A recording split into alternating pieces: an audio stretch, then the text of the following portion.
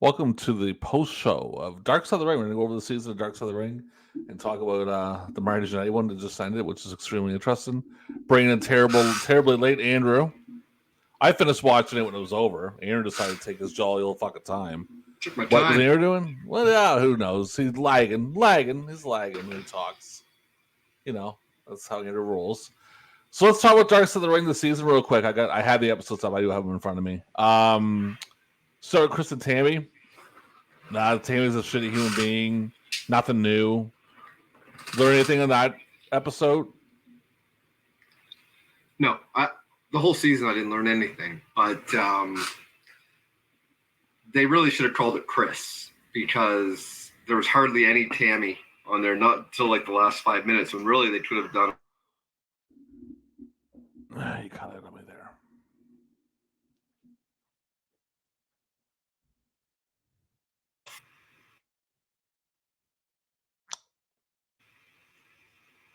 Are you back? I never left, man. I missed that whole thing. Your computer cut out on me. Missed that entire. You said the last 5 minutes could be about Tammy, and then that was the last thing I heard. Yeah, I was saying that they should have just called it Chris because there was barely any stuff on Tammy, not until like the last 6 minutes when really she was the interesting one. I mean, Chris, it was tragic what happened to him, but I mean, the show's called Dark Side of the Ring, and Tammy's stuff is dark. I find they flopped a lot this year because I think they didn't want to get into shit. I found a lot of the episodes were fluffy, a little less dark, no pun intended, than usual. Megan TA, interesting. I mean, we knew all that stuff anyway.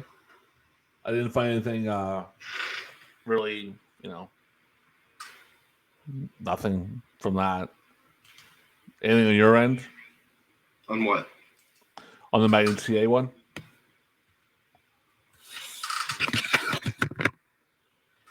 I had to switch camera.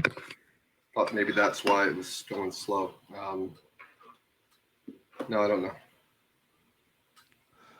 All right. We're just punting along here, aren't we? The Grahams, same thing. Doink. Well, I was hoping that this would be better because I know that you're going to be like, oh, I have bad computer connection or whatever. I'm fine. I'll say this about Abdullah. Hannibal's like a fucking asshole in it. Oh, yeah. Like, big time asshole. Hypocrite. Yeah, he's a douchebag anyway. Fuck him. Like, I don't like anything about him. His voice fucking drives me nuts. What else we got? JYD was interesting. I didn't know he was that bad. I didn't know JYD was that fucked up. That was kind of interesting. Bam Bam, same kind of thing.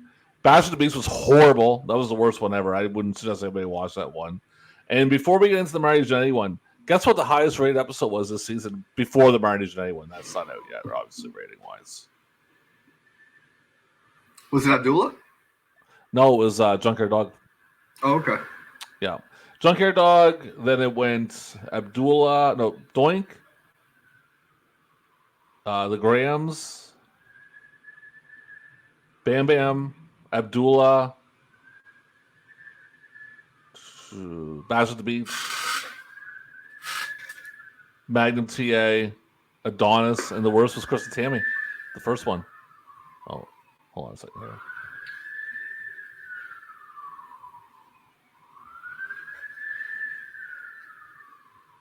I muted myself, or I muted you. This is just a fucking shit show 8.5 here. Hold on.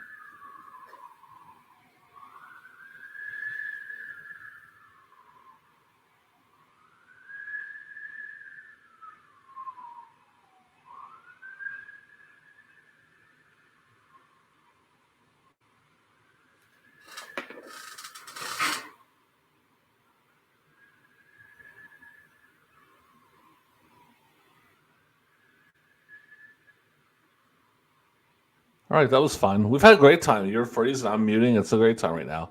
So let's get into the Jannetty thing. Let's just drop that whole shit. What do you think of it?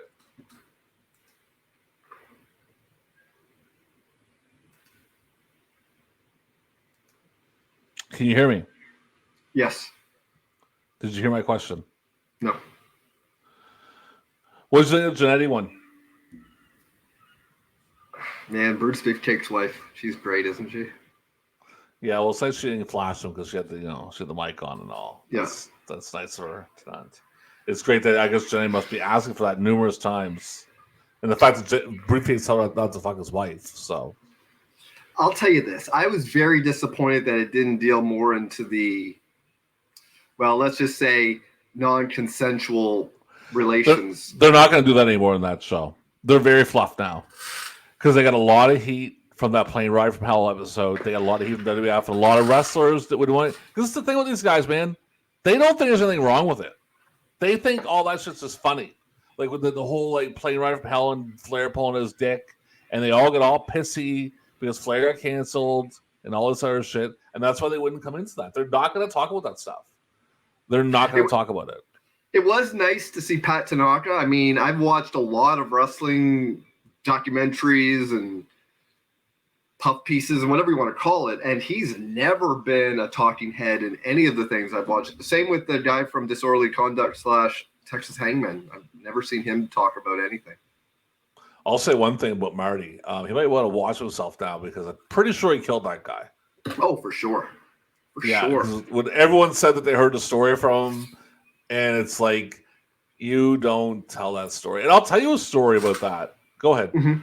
I was going to say, to be fair, though, it's one of the advantages of being such a bullshitter is that he can always say, well, it's just one of my lies. Because, I mean, Marty tells a lot of tales. What's the wrestle angle supposed to be, by the way? What's the angle supposed to be when, like, is this like coming back from the dead to, like, fight him? Is this what the deal is? Like, big angle, man. It's like who raised the briefcase. It's who was DDP's benefactor. I mean, you'll find out eventually. No, we won't. We'll find out when Marty's in jail for murder. Yeah. That's the thing. No, well, basically what Bruce's wife said, no body, no crime. Like, you can't prove it. You can say it all day long, and 10 people can say that he did it, but if you can't find a body, you can't charge him. So until they find the body, there's no charging him. And like the police said, but I'll tell you something interesting. If Marty told the truth, he sounded like he was telling the truth. When I was a kid, my younger years, and this is what happened. I lived in a bad neighborhood, and we used to always get in fights. You know, that's what we did. I got a fight with this kid one time. He was beating me pretty good, and I grabbed him and I hit him. And I got him in the temple, and I knocked him out. I'm not bragging about knocking him out. I'm saying I hit him, and he went limp, and it was very scary. So if you hit someone in the right way, man, you can kill them. Well, people know that. And I think go ahead. I think what he said was the truth. I think he actually killed the guy. But go ahead. And I was going to say, speaking of which, it was nice to see that Chuck Austin footage as well. You never seen that before? I've seen that before on Current Affair had it. I had never seen it. Yeah, it's pretty gruesome. Yeah, when his legs crossed like that. Yeah, and the fact that it was kind of his fault. Like absolutely. Well, it's a team effort. I'd say both of them. I mean, but he jumps into the fucking ring. He jumps into like head first down. Like, what are you doing? Yeah, dude? He shouldn't have done that. But then again, I mean, the onus is on Marty as well. I mean, are you doing a move to somebody? I mean, you look at what he did, that bulldog move where he took it on the top of his fucking head. I mean, that should have been a sign that maybe this guy isn't trained. I mean, they're preliminary wrestlers. There's some like that are obviously trained, like Jim Powers, Steve Lombardi, Barry Horowitz, and then you have guys that look like they just came from the audience. Yeah, well, the guy won a lot of money. I'm pretty sure the guy is he still alive? Chuck Austin? Let's take a look. Good question. He is. Yeah, look it up. Chuck Austin. While you're looking, what would be on your wish list for next season of? I really wanted to do Buck Zumhoff, but they won't. Same here. They won't do top Buck of my Zumhoff. list. Buck Zumhoff, Pitbull 2 would be an interesting one. Be really dark. They're too fluffy now. They're way too fluffy now. It's been a season of fluff. I mean, they're not going to do. I was just saying, I think guys that don't incriminate the E, like people that never really wrestled for WWE, they're fair game because it's like, well, nobody said a word bad about them the whole fucking season, man. Not a word, man. Janae loves them, and like everybody loves WWE because you know why? They're in bed with the guys. They're in bed with the guys that do Dark Side of the Ring. Yeah, they're in bed with them. So it's like before you were being straight and honest, and now you're just being a bunch of little bitches because you're getting paid to not say shit. That's what you're doing. So you shouldn't be doing these things. Go ahead. Speaking of which, did you see that there's going to be a Harley Race movie on Netflix? And did you see who's going to be playing Harley Race? No, I didn't. No. You think you're Harley Race? You think like a man's man, right? He's gruff, Oh yeah, big guy. Yeah. John Heater. John Heater. Who the hell's that? He played Napoleon Dynamite. Well, that's a little silly. That's really silly. Like he's not even the size like he's. Is that they have curly hair. Well, I mean, if he's a good actor and he gains the weight, but listen, he might be a good actor if he gains the weight and puts the muscle on. He's got to gain a lot of weight. He's got to gain a lot of weight because he was fucking rail thin in Napoleon Dynamite, and Harley Race is anything but that. Yeah, but if he gains the weight, I can see it. Well, I'll Google the search, see what he looks like now. Dye his hair and stuff. And Chuck Austin is still alive, by the way. Oh, good for him. Yeah, he's still alive and living off that money. I'm pretty sure that I don't think WWE paid them. Their insurance company. I don't think Marty paid them. He does look like he's filled out a bit, but he's still not like Google image search John Heater right now. It'sHeder. And John's without an H, so it's Jon. Oh, one of them guys, eh? Yeah. One of them fucking guys. It's like Sarah without an H. It feels incomplete. He's a little too good looking to be Harley. It's that, and also like he's like a normal sized guy. Yeah, they're gonna have to gain a lot. He's gonna have to get a lot of weight on him. But I mean, probably CGI it. Who the fuck knows with Netflix, man? They're desperate now anyway. It doesn't matter. What about Marty's ankle? It was nasty as shit. The first part, yeah, he's got some major fucking issues. That guy, but I mean, he basically incriminated himself for murder. Yeah. Everyone knows he killed a person. He'll never be charged for it because they'll never find out where the body's at. First was riveted, and someone's talking about burning it. I mean, the thing about it is too, if you're in a situation like that, if you call the cops right after it happens, you're more likely not going to go to jail. Because what he's telling plus, like I said, he's told so many tall tales that how can anybody believe him? You can't take his word because he can always always references other stories like, oh, he was offered $150,000 to appear in porn. Something tells me that's bullshit. Well, something tells me you're fucking lagging. Like you're way far ahead of yourself in your chat, but whatever. Like your fucking lips are moving long after you're done talking. What else was in there? His little friend there. She was a treat, eh? She was a cutie. Let's say that. We had Beefcake. We had his girlfriend. They didn't show Sean at all. They made Sean look like the little princess. Because why they did that? Don't step on WWE's toes. Welcome to that's why a Buck Zumhoff, a Pitbull too, maybe even Ken Patera. I mean, there are stories that can be told in the next season. I don't see them come back next year. I don't see them come back next year. I don't see it. I think so because I mean, it's all about what that time slot does. That other than Dark Side of the Ring, like when Vice is having, I don't even know what other shows are on Vice. I haven't had Vice in years. Skateboarding shows, I'm thinking probably. There's what's his name, Bronson or that guy who does the theme song for Hook. He had like a weed cooking show on Vice. I remember. Jesus Christ. Well, Vice is going to business anyway. They're done. They filed bankruptcy, so they're done anyway. I'm pretty sure. Oh. So I don't think Dark Side will be around. WWE will do it. They'll put it on WWE Network. Dark Side of the Ring. But then again, with the strike, any type of content that doesn't involve writers or actors can get the green light. Yeah. I don't know. I find they fluffed it way too hard this year. I wasn't a fan. I wasn't really a fan of much of it, to be honest. Nothing was really that great. They just fluffed it, man. They're in bed with WWE, and it's too bad.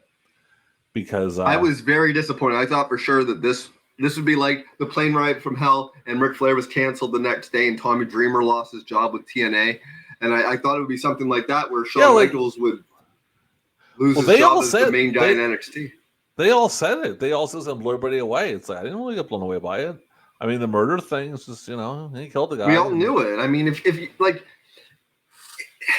It's like when you read an article about wrestling in like Forbes or Sports Illustrated, it's not really for anybody because the hardcore fans already know the stuff that they're trying to explain wrestling to people. Yeah. And people that already are aware that wrestling exists don't give a shit. So it's written for nobody. I mean, you have to treat everybody like they have followed it for years, and that's how you present wrestling in something like a Vice where people could be flipping through the channels. You can't dumb it down so much. You can't explain the origins a million and a half times. It's not like Bruce Wayne losing his family. I've had people that don't watch pro wrestling that have watched the seen Dark Side of the Ring. And they're like, oh my God, like it's crazy. It's like, yeah, man, it's not all fucking fun and games like all you fucking assholes think it is that make fun of it and shit. Like, you know, it's pretty dark individual. It's pretty dark people in it. But you get dark people in every kind of entertainment. Like, you know, in Hollywood, you get dark people. I follow harness racing. There's some dark people in that. But I mean, this season wasn't that great. They just kind of like, they fluffed it too hard. Unfortunately, they're being told what they can do and what they can't do. And one thing they cannot do is insult the boy, the great one, the boy toy, the Playgirl centerfolds, the man with the plan, everything. Like, they can't insult Shawn Michaels. And they made sure it doesn't come up. Because last year with that Dark Side of the Ring playing right from hell caused way too many people. And I guarantee this year was like, listen, we're not coming on if you keep doing that, which is bullshit. Bash the Beast one was fucking awful. I have never seen a piece of garbage in my life like that 44 minutes of my life that I spent watching that piece of shit. I haven't watched it. I'll have to watch it after we record this. It is one of the worst pieces of garbage you'll ever watch in your fucking life, man. Vince Russo and Eric Bischoff arguing between the two of them who was better. You're both fucking awful. I'll give Bischoff a little bit of a fucking push because at least he came out with NWO. But I mean, this is a deal. Too bad that was his only good idea. It was fucking horrible. But anyway, all right, that's that. I don't know if anyone hasn't seen it. It's not. Don't get too horny over it. It's nothing to really be excited about. If you know pro wrestling, you know most of it. It's just Marty at the end talking about the murder. Everything else is blah. Marty Jannetty, the Rockers.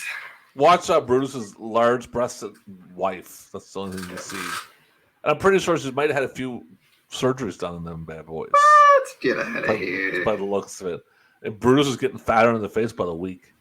I like, before I go, I want to say something about something. Mm-hmm. When they acted like it was a shock when Michaels turned on him in the barbershop. No, pretty sure I wasn't shocked. Pretty sure they were teasing it for fucking months. Months. The only thing was which one was going to go heel. Because I had heard Sean. We knew it was Sean. You could tell by the way he was acting on the matches. Jannetty was playing the babyface the whole time. When Sean slapped him, and the whole thing. Like, but I will say this: that was the first time I seen the video where he actually bled. Because I had never seen when Jannetty was bleeding. Because they always had the angle where he was just covering his head. But when they had the angle to the side, when Brutus was standing over him, you could see him bleeding from the head. So, I'll say this about any kind of Windows glass spot. I'm always impressed by Windows spots. Because it's a very dangerous spot. When Moxley gave Omega the double arm DDT through the glass. Yeah, it's very impressive because you're going to get fucked up regardless. It could be what different kind of glass. It's still fucking sharp. It's still going to hit you. It's still going to cut you. But anyway, we got. By the way, everybody that's not watching, because I know I wouldn't be watching, we have one of the finalists for Jeopardy right here with us. Here, Terrible Andrew's a finalist. He's going up against our boy Sean. I'll tell you, Andrew. After we did a little Sean's board tonight, after we talked, after the episode that Sean recorded, you might be in a little bit of trouble, pal. Yeah, we'll see. I mean, I don't know everything about wrestling, and we know that I have blind spots, and there's things that I just don't remember. Things I don't. It doesn't like, and I don't want to say it, but I mean, you are really good at knowing where things happened. I don't remember where things happened, and I'm looking forward to in a couple of seasons roles being reversed, and I get to be the Trebek. Well, it's gonna be the next after this one, after the one coming up season 2. You're doing season 3 because I am not trying to come up with fucking 60 categories. Well, that's what I'm saying. I'll do season 3, and I have enough fucking stress trying to do coming up with the next ones, which is keep me up at night thinking, how the fuck am I gonna come up with 60 categories? But you can do some repeats, and there's a lot of pay-per-views. You can do like Slamboree. You can do. I know. It's still. The thing that bothers me is I like to keep the boards. I don't want to have it like all pay-per-views. The board, that's bullshit. Yeah. I like to mix it up and have different things. But do you find my mixing up of the categories are okay in the boards? No, that's what I like about it because it's not too repetitive, and Yeah. it seems like every game has different ones, and there's no studying for it. You can't like prepare because you don't know what you're going to get. Yeah. All right, I'm gonna upload this bag of shit and see if more than 6 people watch it. If anyone is watching, watch Jeopardy. We have some fun with that. Until next time, and until the next season of Dark Side of the Ring, if there is one. Bye. Toodles.